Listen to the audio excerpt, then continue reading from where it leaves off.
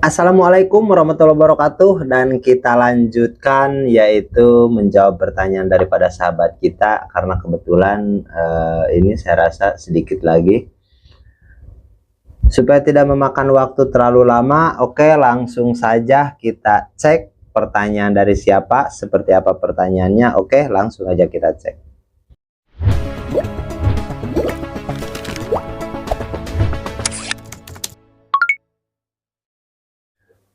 Oke, ini ada pertanyaan daripada sahabat kita yaitu Kang Melikin.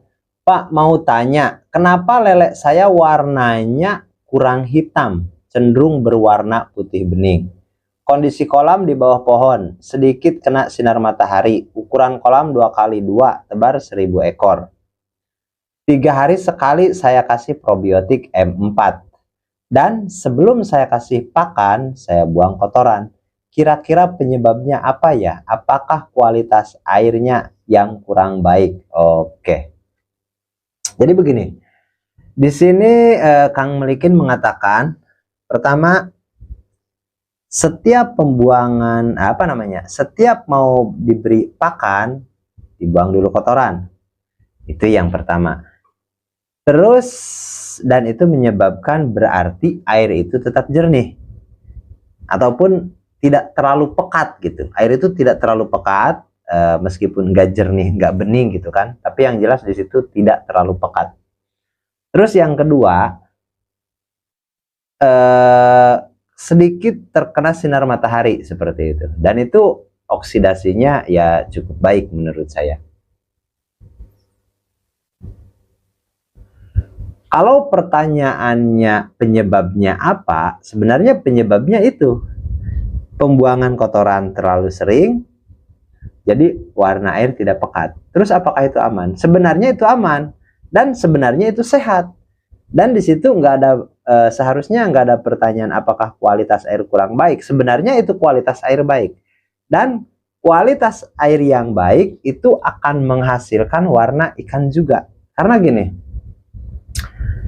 lele itu sebenarnya untuk warna kulitnya itu lebih cenderung ke warna air. Kalau airnya bersih, itu warna ikan itu akan kelihatan sedikit pucat gitu, putih gitu, nggak hitam. Tapi kalau airnya butek gitu, itu akan mengarah ke hitam warnanya.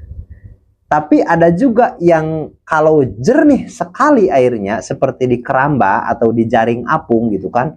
Kan kalau di jaring apung atau di keramba, airnya itu kan tetap bening tuh, bukan jernih, bahkan bening gitu kan. Bening, kelihatan tuh ikannya semua. Itu cenderung malah hitam. Seperti itu. Tapi kalau bukan di keramba, nah ini kita bahas yang bukan di keramba gitu, di kolam. Kolam terpal ataupun kolam beton. Itu lebih cenderung ke warna air. Di mana warna airnya seperti itu, maka warna kulit lele itu akan seperti itu. Kurang lebih seperti itu. Dan itu nggak bahaya, dan itu sehat, itu masih bagus. Selama ikan itu tidak terkena penyakit, berarti itu masih bagus. Dan itu jangan khawatir, itu lanjutkan, itu nggak masalah. Itu nggak masalah. Kalaupun warnanya bening, ataupun lebih ke arah lele itu kurang hitam gitu, nggak hitam gitu, cenderung ke putih, itu nggak masalah. Cuman kalau pertanyaannya susut, misalkan lele yang berwarna kulitnya hitam tuh sedikit keras gitu kan, dengan yang berwarna putih, memang yang berwarna putih sedikit lembek, dan biasanya susutnya lebih besar lele yang berwarna putih. Oke, susutnya itu akan lebih besar. Lele yang berwarna putih itu susutnya akan lebih besar ketimbang yang warnanya hitam. Itu sih, kalau dari susut mendingan warnanya yang sedikit hitam dan agak sedikit keras kulitnya, tidak lembek gitu. Kalau yang putih itu biasanya sedikit lembek, dan itu sensitif juga gitu. Biasanya dalam waktu penimbangan, pengiriman, biasanya ada kematian gitu, karena dia lebih lembek seperti itu. Dan susutnya pun agak sedikit lebih besar daripada yang hitam kulitnya. Tapi itu masih oke, itu masih oke. Dan susut pun itu tidak lebih dari 3%, rata-rata 2%. Dan itu masih oke menurut saya. Yang penting sebelum kita panen, pastikan dulu kita puasakan. Maksudnya besok kita panen, hari ini atau malam ini kita jangan kasih pakan, seperti itu. Kalau besok mau panen, seperti itu. Itu untuk mengurangi susut, seperti itu. Oke, mudah-mudahan bisa dipahami dan kita lanjut ke pertanyaan berikutnya.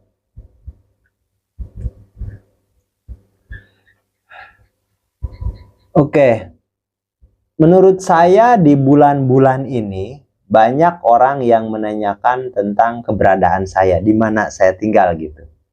Nah, ini pun ada juga. Dalam waktu bulan ini, 1 bulan lebih dari 20 orang yang mau langsung ke tempat saya. Dan itu oke lah, saya apresiasi dan terima kasih atas penasaran sahabat. Ini dari Kang Arifadilah. Bapak tinggal di daerah mana? Saya pengen belajar langsung sama Bapak. Bisa deket sama daerah saya. Oke, ini kayaknya orang Sunda juga gitu. Ya, saya rasa mungkin dekat kalau sama Sundanya gitu. Saya berada di Cipedang, untuk daerahnya Binuangen, dan ini Kecamatan Wonosalam, Kabupaten Lebak, Banten. Oke. Untuk daerah Binuangen itu Malingping. Ada juga yang nanya, Binuangen itu daerah mana sih? Oke, daerah Malingping, seperti itu. Dan untuk nomor WA saya ada di deskripsi atau di tentang channel. Nah, itu untuk nomor WA saya, nomor WA admin lah bahasanya, untuk sekedar konsultasi ringan gitu kan, ataupun pertanyaan-pertanyaan ringan bisa di situ. Dan untuk belajar privat, belajar langsung online, itu bisa melalui fitur gabung. Ada tombol gabung. Yang udah subscribe pasti ada tombol gabungnya, dan tinggal tekan tombol gabung, seperti itu. Terus kalaupun misalkan udah gabung, mau langsung ke tempat saya, mau belajar langsung, terus mau studi banding, mau bertemu dengan sahabat-sahabat kita yang lain, kita ketemu dengan yang lain, nah itu bisa juga.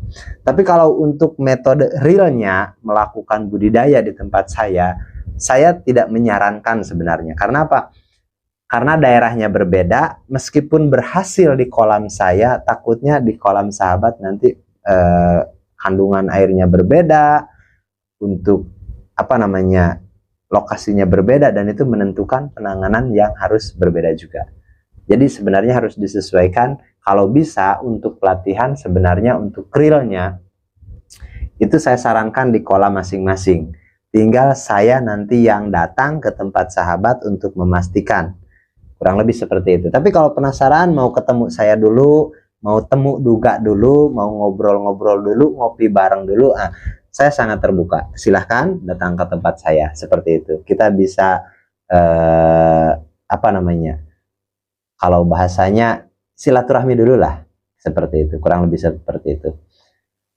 Dan kita lanjut ke pertanyaan berikutnya. Ini dari Kang Diana Kumairoh.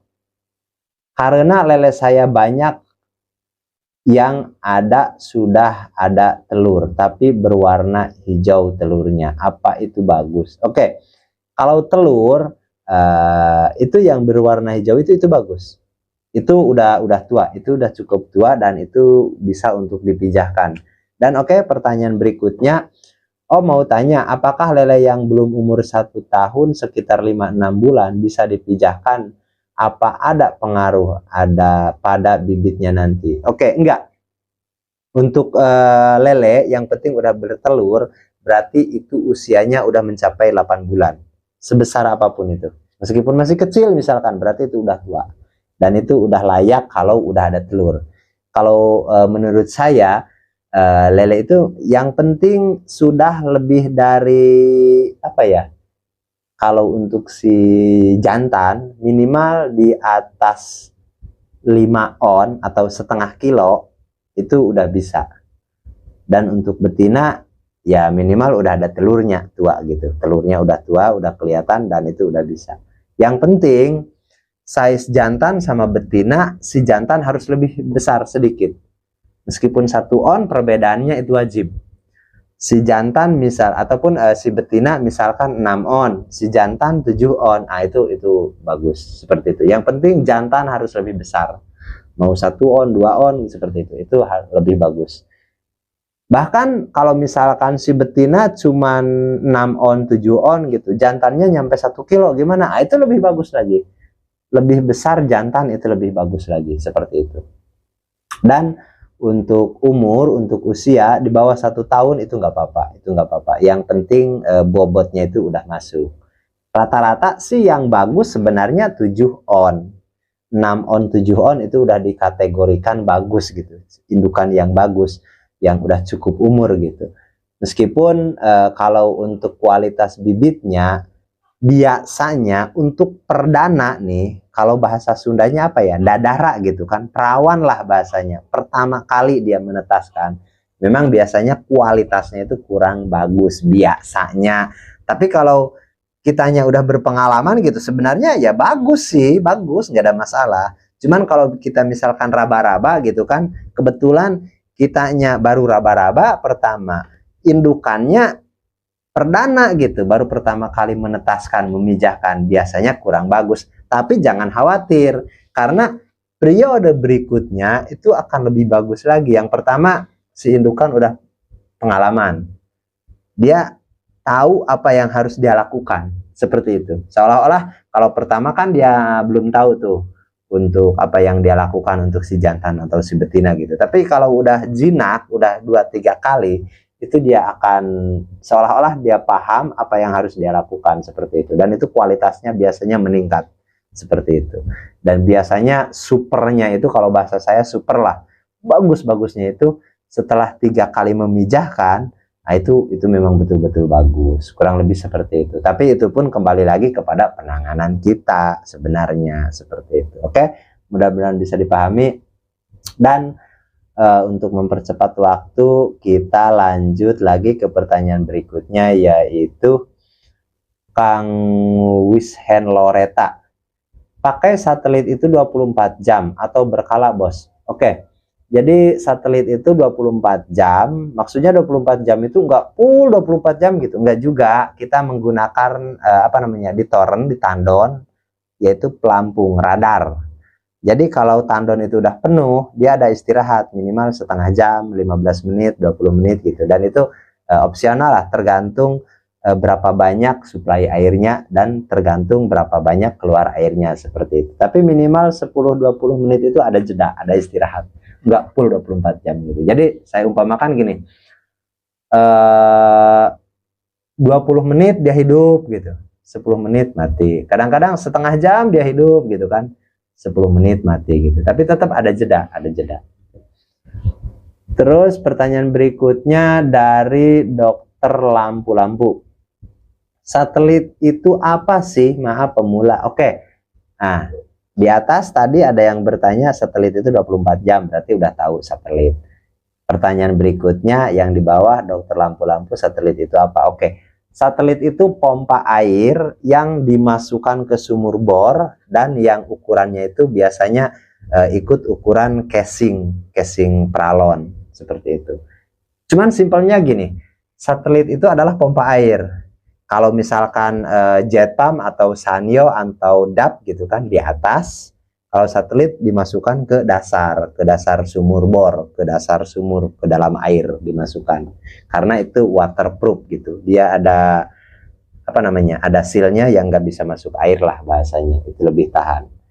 Seperti itu. Tapi kalau rekomendasi untuk saya sendiri sih, untuk komersil gitu kan, untuk sistem kocor, untuk komersil di budidaya, saya nggak sarankan menggunakan satelit sih. Yang pertama, kalau ada kerusakan ribet gitu, suku cadangnya juga kalau di tempat saya cukup mahal juga sih.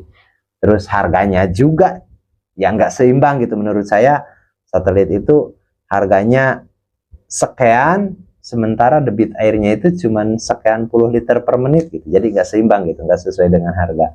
Mendingan pompa modifikasi, ataupun mendingan ya menggunakan pompa konfigural gitu kan, yang lebih besar lagi kapasitasnya, tapi harga belinya murah, suku cadangnya mudah juga, seperti itu. Jadi tapi itu pun ya terserah sih, kembali lagi kepada selera sih, seperti itu. Kalaupun misalkan sahabat mau satelit, ya nggak apa-apa satelit, seperti itu.